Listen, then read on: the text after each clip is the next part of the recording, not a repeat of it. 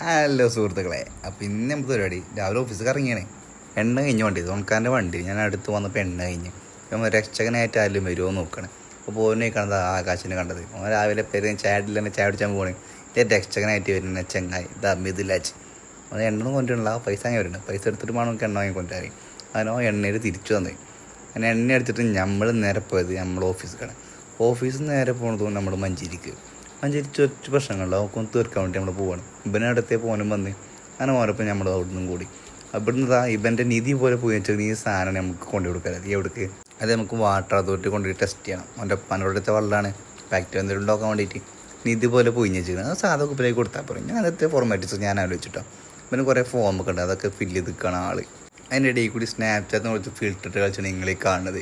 ചെങ്ങായി ഞുമ്മക്കാനൊക്കെ വരുന്നുണ്ട്. ഒഴിവാക്കി കൂടാ അല്ലേ, ഞുമ്മൊന്നും വേണ്ട, അറപ്പവിടെ ഇവനക്ക് രണ്ട് ഫിൽറ്റർ ഇട്ട് കൊടുത്ത്. അവിടെ നമ്മൾ നേരെ പോയത് നമ്മളെ കോട്ടക്കൽ നെസ്റ്റോക്കാണ്. നെസ്റ്റോന്ന് എനിക്ക് ഓൻ്റെ ഭാഗം നല്ല ഫുഡും കിട്ടി. ഞണ്ടായിട്ടും ചിക്കനായിട്ടും ബിരിയാണി ആയിട്ടും മലാത്തയോ അങ്ങനെ എന്താ പറഞ്ഞ കുറേ സാധനമൊക്കെ ഉണ്ടായിരുന്നു. ഞാൻ അതൊക്കെ ഇന്ന് തിന്നു. നമുക്ക് അതിനെ ഇപ്പോൾ തിന്നാനില്ല, നമുക്ക് പേരൊന്നും അറിയില്ലല്ലോ. അങ്ങനെയാണ് നമ്മൾ ഫുഡും കഴിച്ചിട്ട് നമ്മൾ നേരെ വീട്ടിൽ പോകുന്നത്. ബാക്കി നാളെ.